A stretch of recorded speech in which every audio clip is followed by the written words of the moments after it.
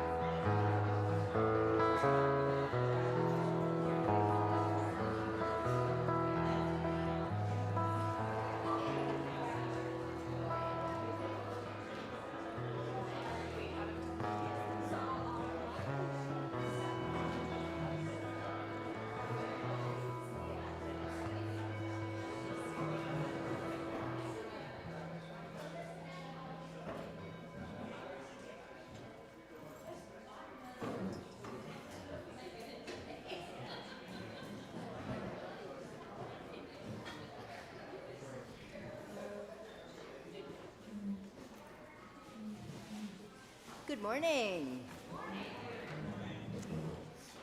Good morning. My name is Carmela Southers. I will be your worship associate this morning. We are so glad you are with us.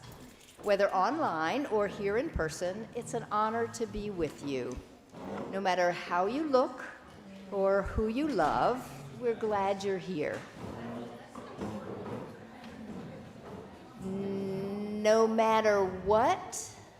No matter what you are addicted to, we appreciate you. We have an abundance of love and compassion here. Thank you for coming. So this morning, we are discussing addictions. If you think that's an odd choice for a sermon topic close to Thanksgiving, well, you're not alone. But hang in there. We have some interesting ideas to share. Please join in the conversation. So as David lights our chalice, consider these words by Indigenous elder Stephen Charleston. I have made it through some hard times in my life. I imagine you have too.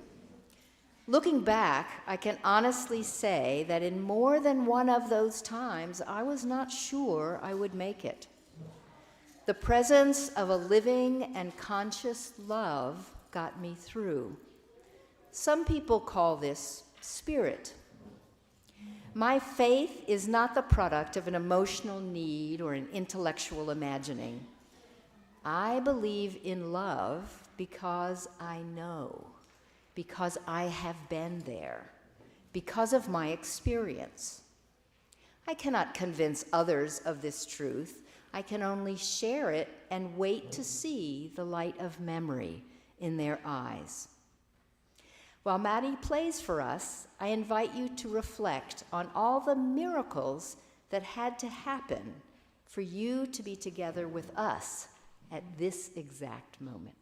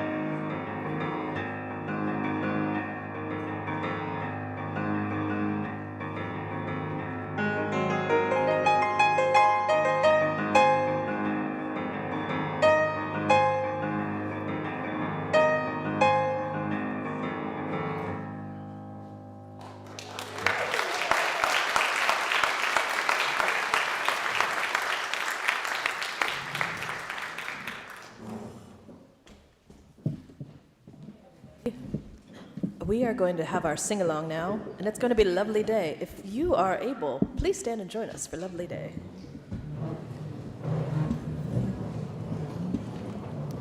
Now, we do it a little funky, so you follow along. You'll figure it out. All right. 1, 2, 3, 4.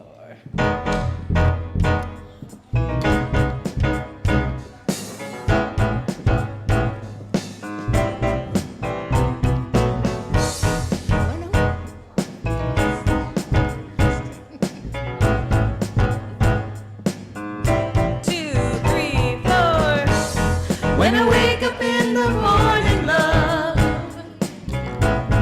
and the sunlight hurts my eyes, and something without warning, love, bears heavy on my mind. Then I look at you, and the world's alright with me. Just one look at you, and I know it's gonna be a lovely day. A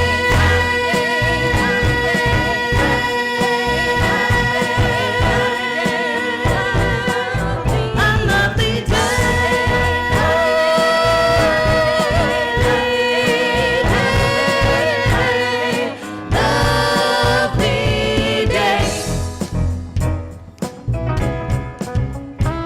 It's okay to move. It's all right. Here we go. When the day that lies ahead of me seems impossible to face,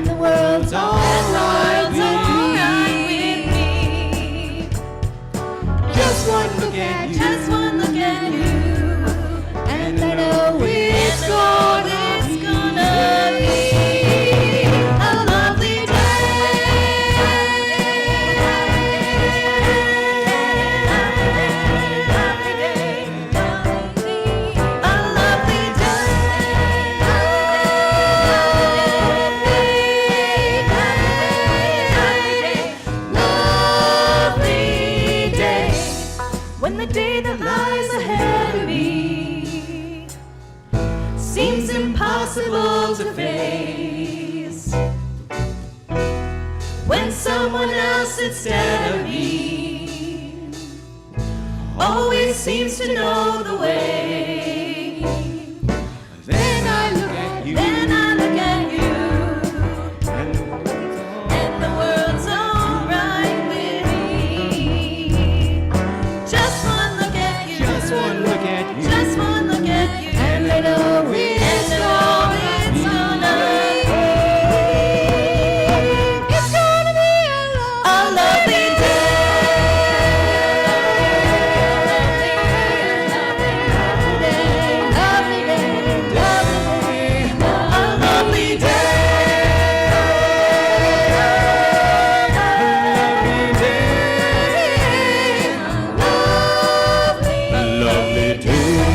It's gonna be a lovely day. A lovely day. It's gonna be a lovely day.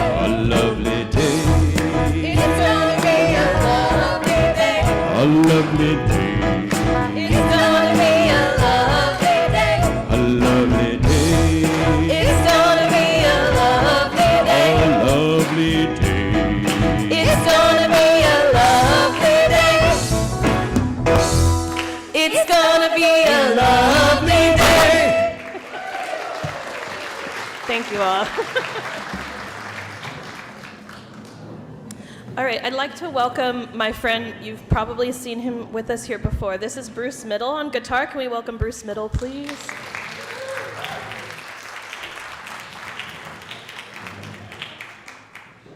And we're going to sing a couple songs.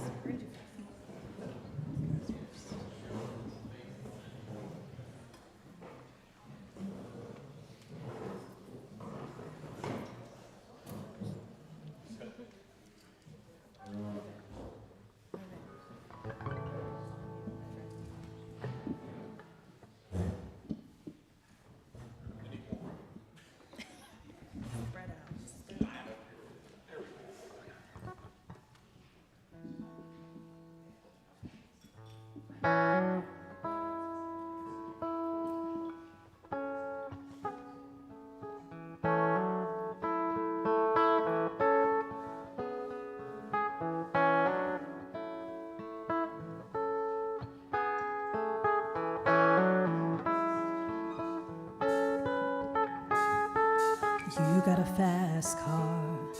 I want a ticket to anywhere. Maybe we can make a deal. Maybe together we can get somewhere. Any place is better. Starting from zero, got nothing to lose. Maybe we'll make something. Me, myself, I got nothing to prove.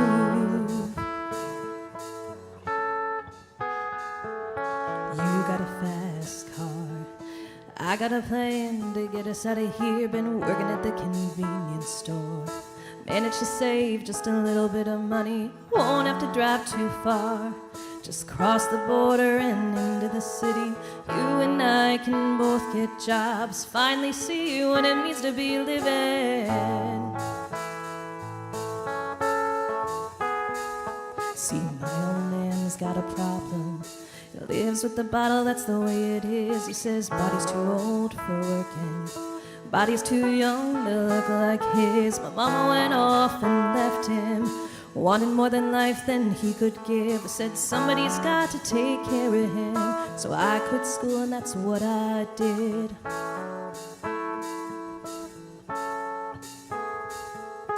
You got a fast car. Is it fast enough that we could fly away? We gotta make a decision. Leave tonight or live and die this way.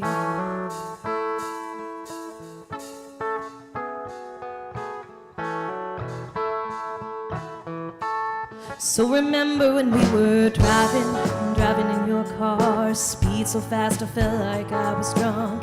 City lights played out before us, and your arms felt nice wrapped around my shoulder. And I had a feeling that I belonged. I had a feeling I could be someone, be someone, be someone.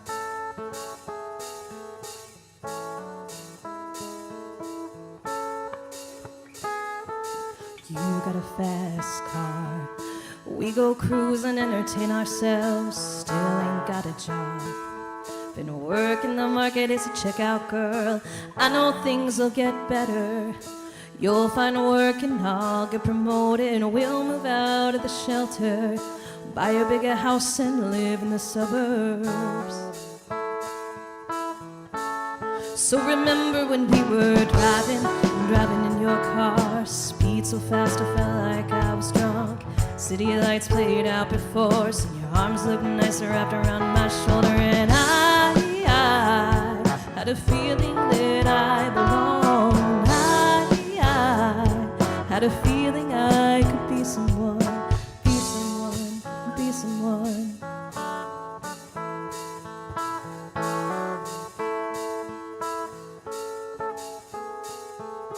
You've got a fast car.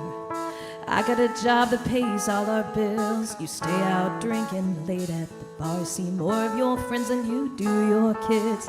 I always hoped for better. Thought maybe together you and me would find it. I got no plans, I ain't going nowhere. So take your fast car and keep on driving. So remember when we were driving in your car. Speed so fast I felt like I was drunk. City lights played out before us, and your arms felt nice wrapped around my shoulder. And I had a feeling that I belonged. I had a feeling I could be someone, be someone, be someone.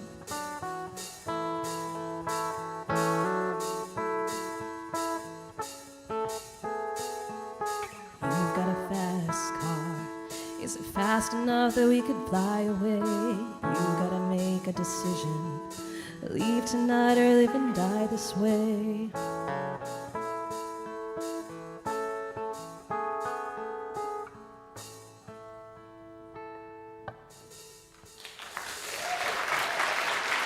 Thank you. All right, we got one more for you. This one's called What a Difference a Day Made.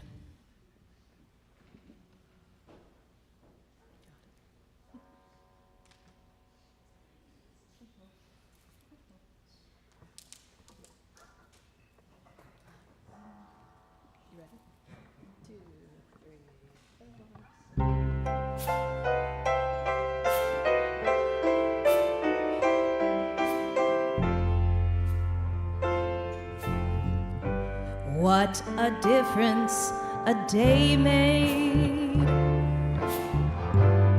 24 little hours brought the sun and the flowers where there used to be rain. My yesterday was blue, dear. Today I'm part of you, dear. My lonely nights are through, dear, since you said you were mine. What a difference a day makes. There's a rainbow before me. The skies above can't be stormy. Ooh, since that moment of bliss, that thrilling kiss, it's heaven when you got romance on your menu. What a difference a day made, and the difference is you.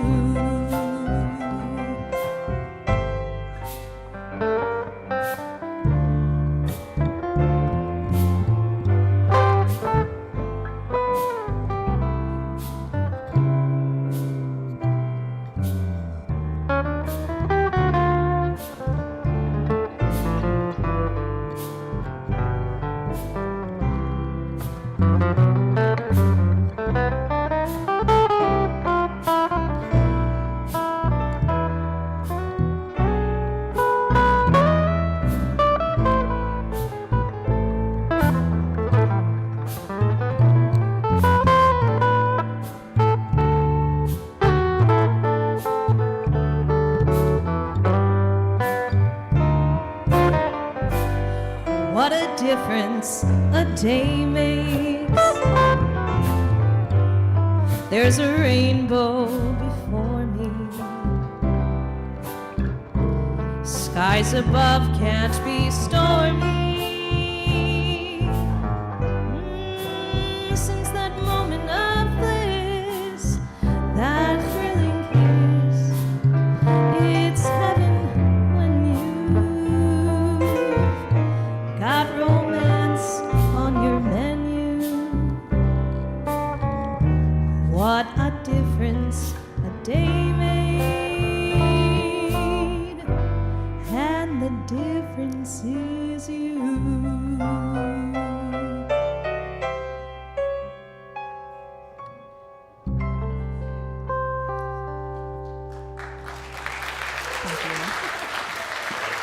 Bruce medal, everyone.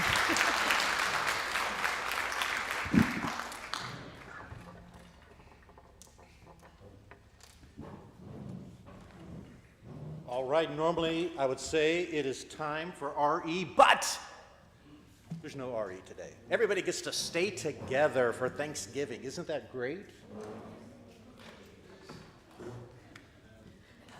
Wow, tough crowd. Okay. We're doing Minty today. I'm going to ask you a couple of survey questions. Come on, don't be shy, don't be shy. All right, so if you want to go to Minty, here's the QR codes on the screen. It's 1591-7537 to join. That number's right here. The number's over there as well.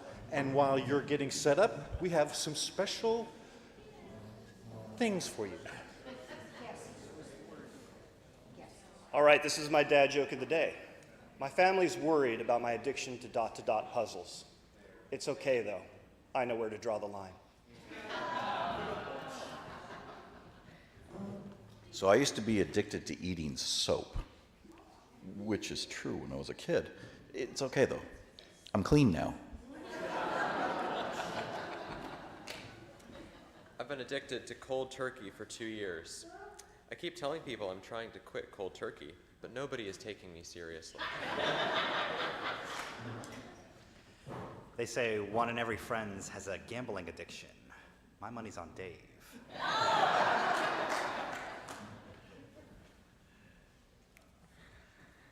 Well, folks, I just got over my addiction to chocolate and marshmallows and nuts.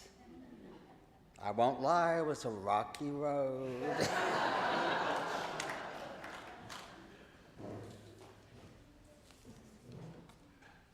A bunch of batteries were gathering around in a circle. I guess they were having an AA meeting.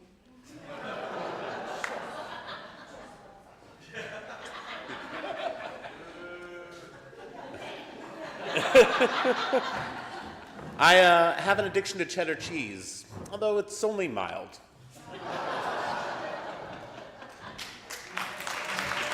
Yeah.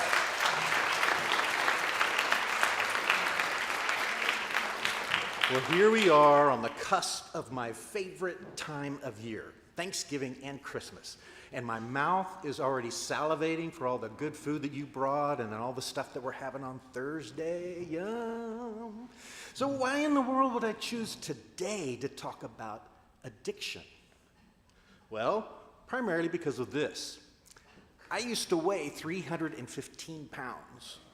And more than anything, the reason I chose to become your contract minister was to help myself with all my various addictions and psychological problems. You figured that out now, right? You are my group therapy. But there's a second, more noble reason to talk about this today, however, and that's because people struggle with depression and suicide during the holiday season more than any other time. And so people are looking for ways to survive. They're looking for coping mechanisms, ways to get through the day. And that, my friends, is the basis of addiction. We use all kinds of ways to escape, to ease the pain of the moment. All addictions stem from this moment when we meet our edge and we just can't stand it. We feel we have to soften it, pad it with something, and we become addicted to whatever it is that seems to ease the pain. Alcohol and drugs are certainly popular choices in our culture, but so is worry, anger, and denial. How do you cope? I mean, let's face it, Life is nothing like what we put on Facebook, is it? And life is seldom like what we do on Sunday mornings either. And we talked a little bit about the mask that we wear last Halloween. It is true. The one thing we fear the most is being seen as vulnerable, as being needy. And yet this is exactly what each and every one of us is. Life is scary. Why? Because we're not in control. Because I'm in AA, I say the serenity prayer at least once a day. Grant me the serenity to accept the things I cannot change, the courage to change the things I can, and the wisdom to know the difference. Here's the funny thing. I'm finding more and more, everything is going into that things I cannot change pile. Probably the hardest thing that AA asks you to do is to admit that you are powerless over alcohol. It's step one, powerless. That's not a word that we use much when talking about our lives. Powerless. Well, what are you powerless over? Now, if you say nothing, I'm going to call BS. There's not a person alive who isn't addicted to something. Which is to say, there is not a person alive who is not powerless over something in their lives. Here we go. All right.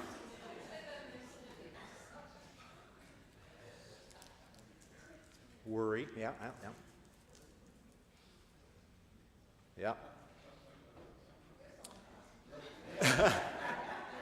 Okay. All right. I got it. I got a lot of meth. All right. We could just do this the rest of the sermon. All right. Well, I would love to just wax eloquent about free will right now. No, not the movie. I'm talking about free will. Rebecca and I have had this discussion about free will ad nauseum. She refuses to admit the truth that free will is an illusion. But, we don't have to go that far for you to see that there are certain things in your life that you rely on, things that help you, things that you cannot live without, things over which you are powerless. Alcohol and drugs are easy and obvious. No one, not a single person on this planet wakes up one day and says, I'm going to become an alcoholic. No one says, I'm going to get so hooked on painkillers that they'll end up killing me. I mean, it just doesn't happen, right? For obvious reasons. But likewise, no one wakes up one morning and decides that they're going to worry themselves right into a meltdown. No one decides that they're going to use anger to manipulate and control people. No one wakes up one day and says, I'm going to ignore every stressful situation by keeping myself overworked and overcommitted. That's not the way addictions work. Here's what happens. We're living our lives. We make our plans. We have thoughts about how things ought to be. We prefer to be happy rather than sick. We prefer people to be nice to us rather than abusive. We like it when people respect us, when they like us and do nice things for us. This is all normal and natural. But life doesn't care what you want. Have you realized this yet? There's a Yiddish proverb that goes, man makes plans and God laughs. I mean, the Buddha was absolutely right in his four noble truths. Truth number one, life is suffering. I don't care who you are, how much money you make, how beautiful you look, life will disappoint you. Things are not always going to go the way you hope. Now, to be fair, life is also good. There will be many, many times when things do go the way you hope. Many times life will give you even more than you hoped for. But to think that we can live a life with all good and no bad is an illusion. The Buddha's second truth is this: suffering comes from attachment. Suffering comes because we want something to be a certain way. We are attached to an idea, a plan, a thought. And when it doesn't go our way, that's when suffering comes. Have you ever thought about heaven? For a conservative Christian, heaven's a pretty big deal. It's a pretty big deal for our Muslim friends too. Pure Land Buddhists have heaven too. This desire for a life where there is no suffering, nothing but bliss. Oh man, streets of gold, 79 virgins, absolute justice, the curse is gone, no pain in childbirth, no more farming and toil, and all the McRibs you can eat. My best friend back in my Bible thumping days used to debate with me about what heaven would be like. He was convinced that it would be woods, pure nature, untarnished by human buildings. And I just love to remind him that in the book of Revelation, heaven is a big, giant city. He hated that. Anyway, this idea of all pleasure and no pain, it's so attractive to us because we believe we know what is best for us. We believe that if things would just go the way we wanted, we would be happy. But then life comes along, messes up our plans, and we get angry. Or perhaps we become afraid. Oh no, what if this bad situation never goes away? What if it gets even worse? What if I'm never happy again? We don't consciously ponder these questions, but they're alive and well within us. It's part of our DNA, our instinctual drive to survive. And it has served us quite well for the most part. Now, when you and I were living in the savannah and foraging for food, there's nothing wrong with hoping to find a large patch of berries or hoping your expedition finds the game it can capture. These desires drove us to pursue food and not be lazy. But in today's world, we aren't facing the same struggles that our DNA is designed for. For most of us, we aren't foraging for food all day long. Okay, I do forage for food all day long, but it consists of walking to the refrigerator, not going on a 20-mile hike. The dangers I face have nothing to do with lions or hippos or snakes. I'm afraid you won't like my sermon. That's one of my top fears. My DNA is not structured to process that kind of stress. See, when our ancestors were stressed, they were being attacked by another tribe or by a hippo. Their bodies went into full-on adrenaline mode. And that's exactly what needed to happen. Today, when I think about speaking in front of you, I feel fear. And you know what my body does? It goes into full-on adrenaline mode, just like I was being attacked by a group of cannibals. No offense, but I don't think I need that much adrenaline to get in front of you. But this is what my body does, naturally. I don't will adrenaline to flow. I don't decide to become afraid. I don't decide to worry. It just happens. It's something I can't control. So what do? Our bodies respond to stress in these prehistoric ways, and it sucks. It's a miserable feeling. It's suffering. So what do? We look for ways to ease the pain, to ease the suffering. Just relax. Take a chill pill. Another prehistoric process that's alive inside of you and me is a good memory for resources. Our ancestors were quite good at remembering where they found a large patch of berries or where they saw tracks of prey. In the same way, when we find something that is necessary for our survival, we remember it. We don't have to try to remember it. Our body does this naturally, subconsciously. All right, how do you chill out? I can hardly see this.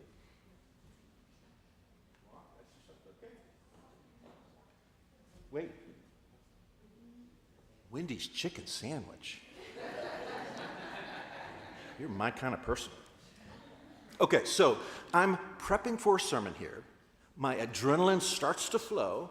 I get uncomfortable. So what do? Well, I have found that alcohol really takes the edge off of my stress. It's magical. So you know what? My body remembers that. And so now it's one of the first things that occurs to me when I get stressed, automatically. Food is another comfort mechanism for me. Eating something will almost always calm my stomach down and help me relax. Sleep will too, although sometimes I'm too worried to get to sleep. But I love to take naps and just forget about the worries of the day. Some people get angry. At the first sign of stress, they grab hold of the reins and seek to control something, anything. We start hitting the keys on our computer really hard, and we yell at anybody who's within our shouting distance, or we get into imaginary fights, yelling and cursing in our minds at other people who are ruining our day. Some people, when they start to feel a strong emotion, any strong emotion, they just shut down. Maybe in the past they were overwhelmed by their feelings and they lost control. So they vowed to never let that happen again. So they become addicted to never feeling, ever. They become Mr. Spock. They bury their feelings. Of course, one day they will come out, usually in a volcano. Get it? Spock is a volcano. Okay, never mind. So we're all addicted to something. There is some coping mechanism in your life, probably more than one, and you use it completely subconsciously. And it helps you cope with the suffering in your life. As we approach the holidays, the gap between how we want our lives to be and how they actually are oftentimes gets amplified. Our families are very often the source of much of our suffering, our attachments to the way things should be. Or maybe you're alone, your family's gone. You didn't want them to leave. You had no intention of being alone on the holidays, but here you are, suffering. And it's so tempting just to drown out our negative feelings over the holidays, drown it with alcohol, with food, with activities, with presents, with shopping. The problem is our stressor is still there when we stop soothing ourselves. Problems don't go away when we ignore them. When we ignore them and when we soothe ourselves with our addictive activity, we are training ourselves to always respond this way. We're digging a groove into our psyche. This is what we do when we feel bad. And we're just kicking the can down the road. Now, is it wrong to have a good stiff drink at the end of a long day of work? Not in and of itself. Is it wrong to treat yourself to a night out on the town after a big project gets completed? Not necessarily. The point here is to stop and look honestly at your life. What is it that stresses you? Why does it stress you? What are you really afraid of? Is there a better way to deal with this suffering? A way that doesn't hurt you or the people around you? A way that actually faces and owns the hurt and seeks to see life in a new way? All right, stressors, work, family, what else we got? Loneliness, yeah. Misspelled words, that was you, wasn't it, Rebecca? All right, the third noble truth is that there is a way to end attachments. The Buddha never says there's a way to end your problems. The idea that you can possibly live a life where only good things happen is delusional. It's not reality. I mean, think about it. Say your favorite color is blue. Well, what if everything in the entire universe was blue? Wouldn't that be awesome? Well, no. If everything is blue, then nothing would be blue. The only reason you can see blue is because there are things that are not blue. And in the same way, the only way that we can feel pleasure or any of the good emotions is because we feel other not so good emotions. That's just a fact of life. What if we could stop demanding life go our way? Stop demanding everything be blue. What if we could take a strong emotional response to a situation and just pause and look closely at those feelings. Look closely at why we are so attached to this particular outcome. And consider that there might be a different outcome that will be okay. Okay. Not problem-free, not pain-free, but okay.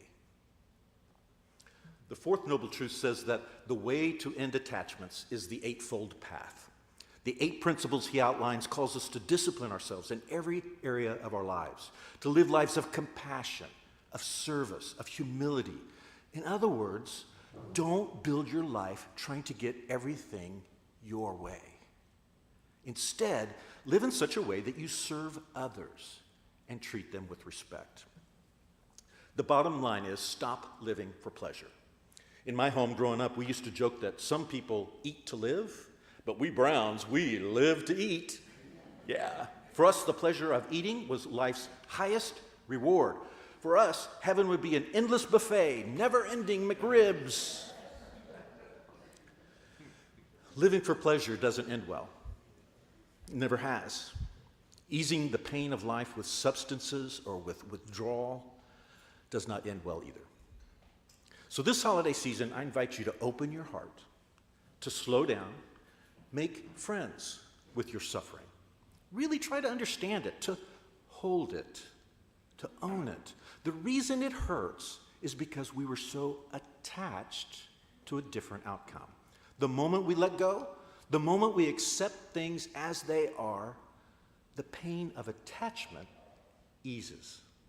And in the process, we learn a much better way to handle the suffering of life.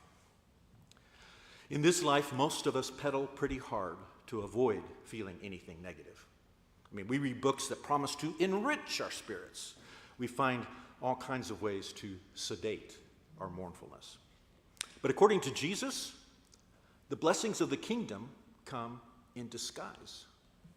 The first words out of Jesus' mouth are not, "Blessed shall be," but "Blessed are." Blessed are the poor in spirit. Not because something will happen to them later, because of what their poverty opens up in them right now. Blessed are those who hunger and thirst for righteousness, not because God is going to fill them up later, but because their appetites are so fine-tuned right now. When people who can't stop crying hear Jesus call them blessed, right in the basement of their grief, they realize this isn't something I'm supposed to get over right away. This is what it looks like to have a blessed and broken heart. Now, whatever you believe about Jesus, believe this about yourself.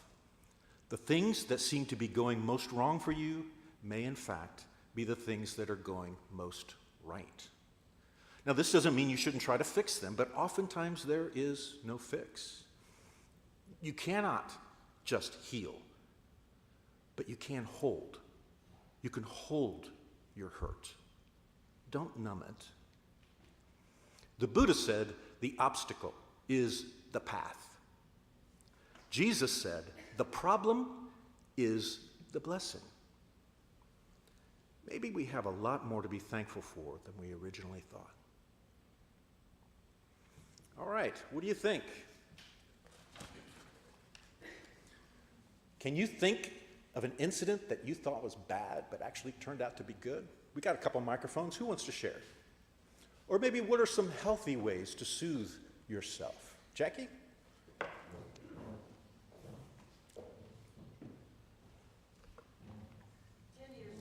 Whoop. Dick? Green. My sound guy's over here.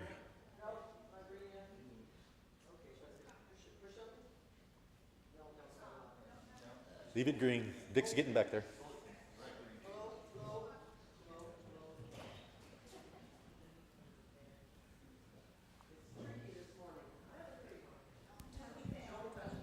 Don't touch it. There we are. Okay, 10 years ago, my son and I decided we wanted to get our dual citizenship with Italy because my father was the son of, obviously, an Italian who came to this country. Okay, I'll hold up closer. 10 years ago, my son and I thought we would get dual citizenship for Italy. Well, I had to do a lot of research about my father, who was the firstborn from his parents who were born in Italy.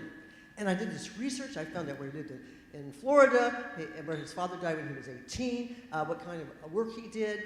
He drove a bus, and then I think he was a gas person. And then he was Highlight. He was up in Edison, and he was doing all kinds of crazy things. And even though we didn't get dual citizenship because of a rule that changed with Italy, I had 10 years of my father's life, from 18 until he was, I think, well, whatever, 10 more years, of finding out what he did, how he lived his life. World War II, the things he got himself into, I'm sure he doesn't want me to know about that.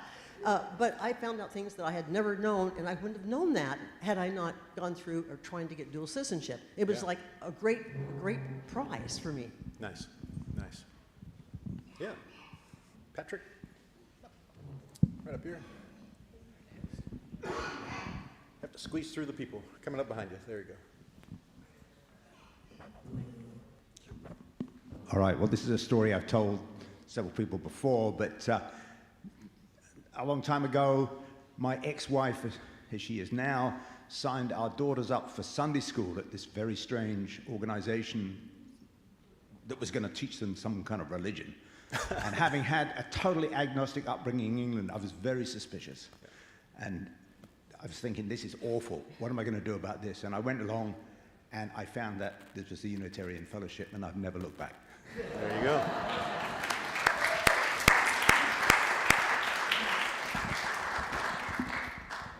Who else? Marcia. There we go. Hey there. I lost my voice. Sorry. Perfect time to talk. I'm Marcia. I just wanted to bring up Dolly Parton's quote that my mistakes are no worse than yours. And she says she thanks God for failures, maybe not at the time, but after some reflection, I never feel like a failure just because something I tried has failed. So that is something I live by. I keep doing things, even if they're not perfect, even if I fail every time, I learn something. And so even if you're failing, even if you pick back up that drink or you pick back up that bite of food, well, that's okay. But just, just know you can just try again. Yeah. Yeah. Okay, Adrian? Go ahead, Adrian. I'm actually going to speak on behalf of my mother, Susan, because she was devastated when my sister and I joined the Army. But I met my wonderful husband by doing so, 34 years this coming April. And my sister made a 32-year career out of her Army service, so. Yeah. You just never know. Okay. Since we're sharing quotes, Thomas Becket, ever tried, ever failed, no matter, fail again, fail better next time. Yeah, good. Excellent. Connie?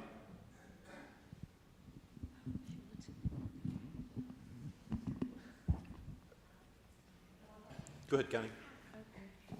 You forgot the simplest thing and the cheapest thing, and it's always available in my house. Sit on my couch with my 160-pound dog, and you will reduce your stress. It's proven. Pet a dog, pet a cat, pet something. Well, not everything, but you know. Yep. Who else? Okay, yeah. Music. Music, yes. That's a healthy way to soothe ourselves. It really is, yes, absolutely. Who else? Okay. Hi, my addiction, I grew up in an alcoholic home, and I hated AA because it didn't work for my family. My dad committed suicide, and my mom did never get well. But I went to AA, and then I went out, and then I came back in helping out. That's my first default, is trying to rescue everyone else. And I found that I can only rescue myself. Yeah. And I go to Al-Anon as well, and that's a big help. Yeah. So, thank you. Good, thank you. One or two more? Yeah. At the end of my master's program, I went to one of those big conferences where you can do a whole bunch of job interviews in a couple of days. So I had 17 job interviews in 2 days. And I wasn't ready, and they were really bad. And my very last one, I spent the whole time crying. I missed one of them because I was in the bathroom crying. And my very last one was for the University of Mary Washington, and I managed to pull myself together, and that's the job that I got and the job that I took. Good story. One more? One more? Anybody itching? Going once? All right. Hi, I'm Lydia. I just wanted to share, so I went through 3 years of infertility, and that was the hardest 3 years of my life. Like, I lost completely who I was the whole time. I was a mess. I am grateful for the friendships I had at that time because, oh my God, I needed them. But then I had my daughter, and I did IVF with her, and I got her, and only her out of all, I think, 46 eggs I retrieved. And she's amazing. She's the smartest 3-year-old you ever met in your life. She's bright and kind and perfect. And then I randomly had another baby. Like, I got pregnant 2 years later, and I was just not even trying at all. And I had Sybil, and I'm done completely, don't want any more. But in all of that, crying every single night and feeling completely like I was doing something wrong, I should have been a teen mom, and thank God for infertility, because I've made some really dumb choices in my teen years, so I think about that sometimes too. But anyway, yeah, through all those years, I have these girls, and I'm really grateful. Yeah, so. good.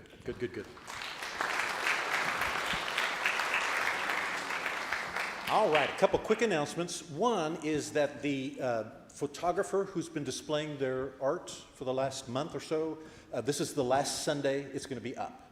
So if you were thinking you're going to wait until the very end and make a purchase, now's your time to go. All right, that's going on. Today at 3 o'clock, there is the churches of Fredericksburg are getting together for an interfaith service. Catherine and I are going to be singing and playing in that. And several different leaders of different congregations are going to be sharing. So if you're looking for something to do at United Methodist Church downtown at 3 o'clock today, I think it's going to be a fun service. I think we're still, Kurt, do we still need more? We got a couple left for... Excellent. Okay, all right. So never mind, we got them filled up. That's great. One last thing, on December the 7th, 2 weeks from today, is our children's Christmas pageant. And so I encourage you to come. And if you're a parent of a child, then I encourage you to be here and let them go to the RE program, because that's when they're rehearsing their music and their parts and all that stuff. And then we need you to have them here at 9:30 on December the 7th. All right? All right, in just a moment, we're going to talk about how we're doing the food service thing, but let's do joys and concerns first.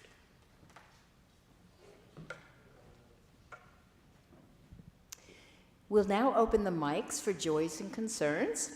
If you have a joy or concern you'd like to share, please stand up and we'll bring a mic to you. Please speak up and be brief so that everyone has a chance to share.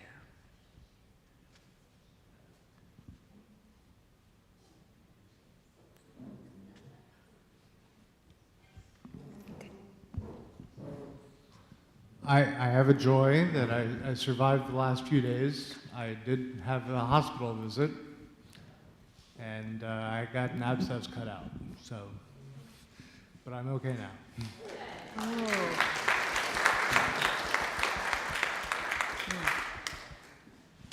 I'm just thankful to be here. It's my first time getting to go to a UU service in a while, because I'm from New Hampshire, and I'm a student at Mary Washington. And so I'm just thankful to be back in a congregation and get to be here. Great. Hi, I'm Marcia Wilson, part of the pastoral care team. Again, sorry about the voice. Please give Hannah Lore a hug. She's working effortlessly and hard in the back, but she lost her mother after the service on Sunday last week. So Paula Barnes has a card. If you didn't sign it, please sign it. And then keep Karen Calais in your thoughts. She's fine, but she just had a routine surgery. So thank you, guys. Great, thank you.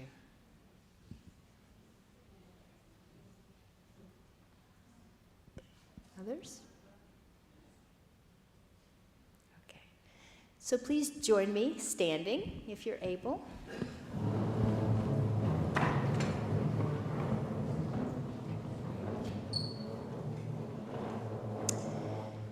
All of us carry secret burdens, all of us. Sometimes it helps to offer a thought or a wish in a symbolic gesture. If you'd like to do that, I invite you to come to the front and place a pebble in the bowl as a symbol of what you're holding in your heart. You may do that now as Maddie plays.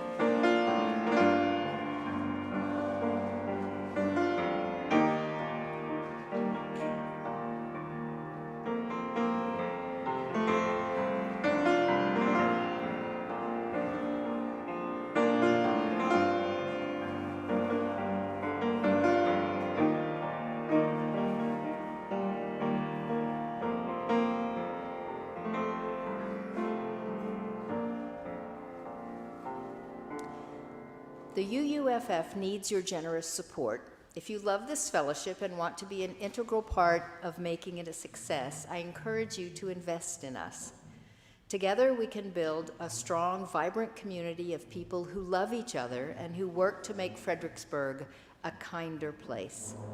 If you're not giving regularly, I encourage you to consider becoming a monthly donor. We also have an offering basket in the back for your donations, or you can give by credit card, online or in person. See David if you have questions.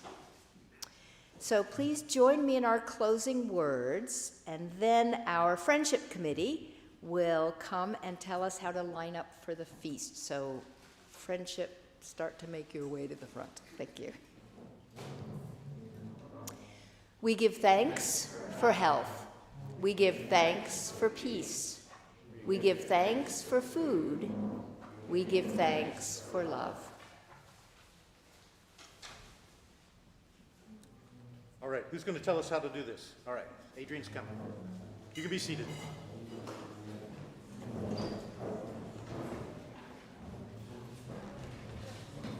Okay, if you could just give us like 2 more minutes to make sure we get everything uncovered and out of the kitchen and ready to go. We would like to have the people who need a little bit of extra assistance to get their food first. And then for parents with children, if you can take them through the line, or younger children. And then if everyone could be mindful to take a conservative portion your first time through. I'm sure we'll have leftovers, but we want to make sure everybody gets a little bit of something. So just be mindful of the people behind you, okay? And we'll probably go kind of table by table-ish just to keep a little bit of a flow. And to get to the boardroom, if you go through the hallway and down through the hallway, and then one direction around the tables, and we have some arrows there, because sometimes we have a little bit of chaos with people trying to go back and forth. So just kind of keep it in one row. Are we ready? Oh, yeah. We haven't really zoned it this year, so desserts are the only thing that are by themselves in the foyer. There is food, random food in both areas, so along the wall here, and then also in the boardroom. So check both rooms, but there's food. Yep. There's a little bit of everything in each room, so yeah. Okay, so anybody who needs a little extra assistance, let's get those going first, please.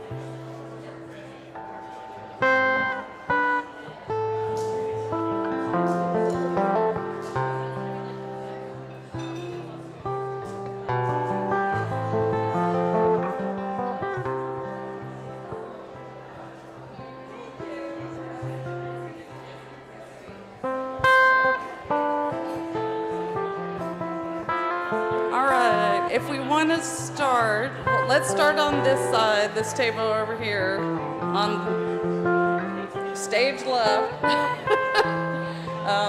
And if you can, kind of go in this direction around the table.